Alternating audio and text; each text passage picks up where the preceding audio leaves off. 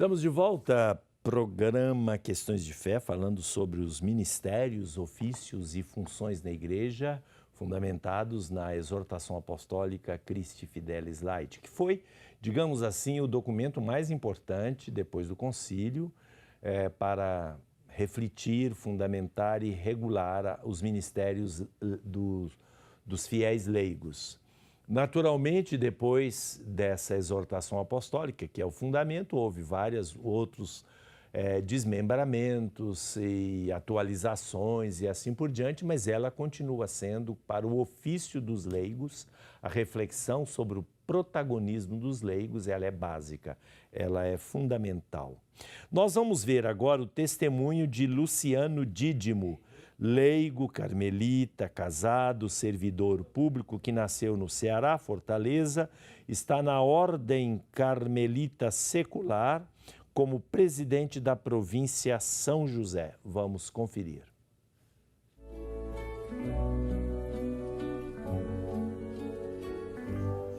Os pilares do carisma são os seguintes: humildade, fraternidade e desapego. Então, esses três pilares do carisma é o que realmente nos faz nos apaixonar. Além da forma com que Santa Teresa nos ensina a rezar. Ela nos mostrou e nos mostra até hoje que a oração é um diálogo íntimo com Deus.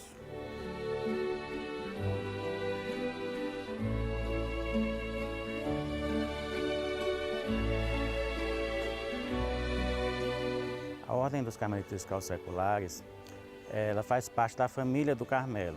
Juntamente com os frades e as monjas carmelitas descalços, nós formamos essa família do Carmelo que vive a espiritualidade de Santa Teresa de Jesus. Nós somos 60 grupos na nossa província. Então, os membros se reúnem para oração, para formação e fraternidade. Cada um individualmente faz seu apostolado na sua paróquia, na sua diocese, onde for, mas nos juntamos no Carmelo para beber dessa fonte que é a espiritualidade de Santa Teresa de Jesus, de São João da Cruz, Santa Teresinha, todos os santos do Carmelo.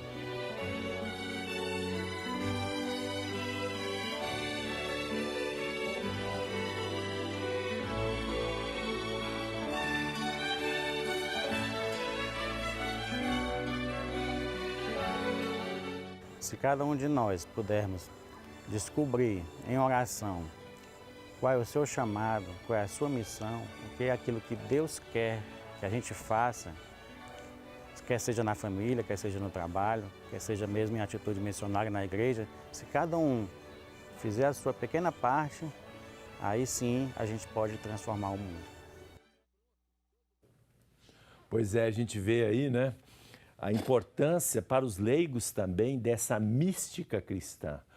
Os carmelitas descalços, a Ordem do Carmelo reformada, são os grandes místicos do cristianismo, São João da Cruz, Santa Teresa de Ávila, depois Santa Teresa de Lisieux, chamada de Teresinha, são grandes místicos da igreja. Então, seguindo este modelo, obviamente, os leigos têm uma vida plena, vida cristã plena, a fazer inveja até mesmo certos religiosos e ministros ordenados.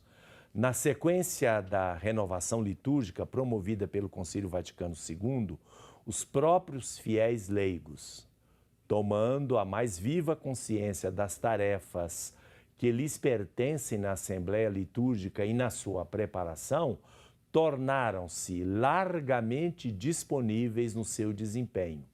A celebração litúrgica, com efeito, é uma ação sagrada, não só do clero, mas de toda a Assembleia Litúrgica.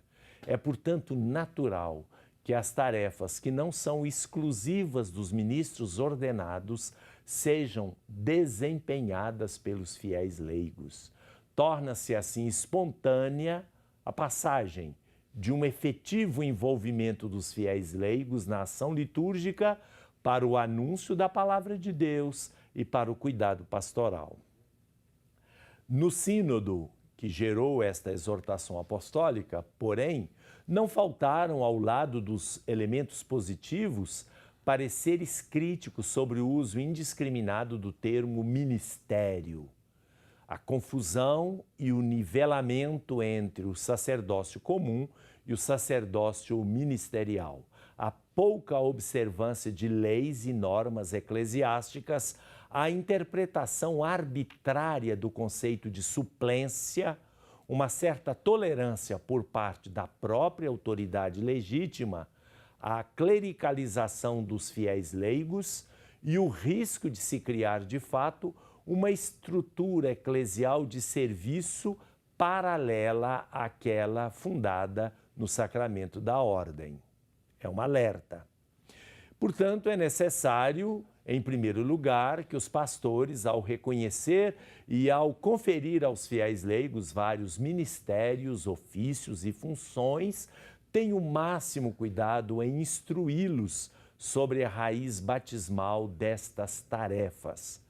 Igualmente, os pastores deverão zelar para que se evite um recurso fácil e abusivo a presumíveis situações de emergência. Toda hora tem emergência, né?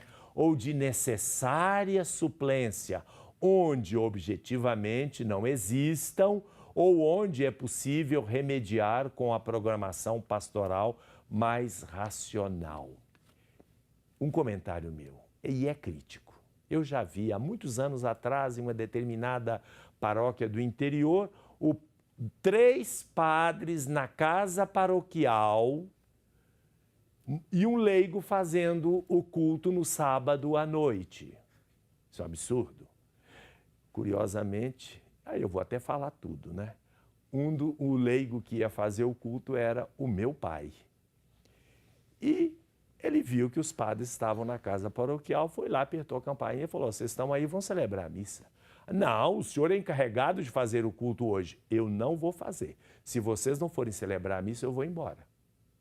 Ou seja, papai seguiu exatamente o que diz esse documento, sem lê-lo. Ou seja, os fiéis também, mesmo não tendo conhecimento dos documentos, eles sabem. Outra coisa que é uma observação que é preciso explicar é ministério, sacerdócio comum dos fiéis.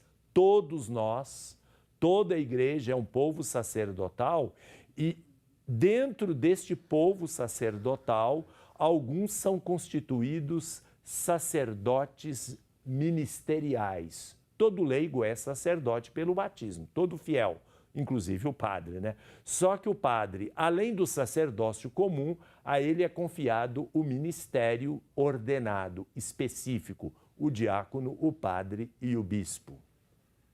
Outra coisa, o documento fala uma coisa muito interessante. Uma vez eu participei de uma missa na Espanha, como fiel, não deu tempo de chegar, me apresentar, cheguei muito em cima da hora. Aí fui participar de uma missa no domingo à tarde em Madrid. E o padre que estava celebrando, ele fazia tudo. Ele rezava, ele cantava, ele batia a campainha, ele fazia o salmo, ele fazia tudo. Qual foi a participação dos leigos naquela missa? Nenhuma. A mesma coisa eu vi numa outra missa em Budapeste, no domingo à tarde também.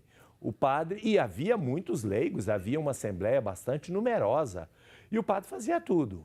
A leitura ele fazia a primeira leitura, fazia o salmo, fazia a segunda leitura, cantava a aclamação ao evangelho, lia o evangelho, aí ele mesmo. Ou seja, não é assim que funciona. O concílio diz com muita clareza: a cada um o que lhe compete. Compete ao padre cantar? Não, a não ser a parte que lhe é reservada. Mas cantar durante a comunhão, por exemplo, há padre que manda o leigo lá distribuir a comunhão e vai lá no tecladinho ao lado do altar e fica cantando. Há padre que, inclusive, põe uma determinada coisa para pisar aqui, na hora que ele levanta a hóstia, ele pisa e uma campainha toca. Pelo amor de Deus, não tem um acólito na paróquia, na sua assembleia litúrgica? Ou o outro caso, em que os leigos o padre deixa os leigos fazerem a parte que compete a ele. Por exemplo, A oração presidencial, oremos, é do padre, não é do leigo. A oração eucarística é do padre, não é do leigo, e assim por diante. Então, vamos obedecer direitinho o Vaticano II. Voltamos daqui a pouco para o quarto bloco do Questões de Fé.